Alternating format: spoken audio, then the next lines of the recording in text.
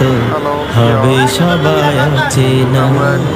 আজকে মরলে কালকে দুই দিন মনে কেউ রাখবে না। যাদের লাগি করলা তো হবে সবাই চেনা। থাকতে সময় দাও গো পারে সরল পথে হাঁটি। শেষ ঠিকানা হবে সবার 3.5 হাত মাটি। থাকতে সময় দাও গো পারে সরল পথে হাঁটি। শেষ ঠিকানা হবে সবার 3.5 হাত মাটি।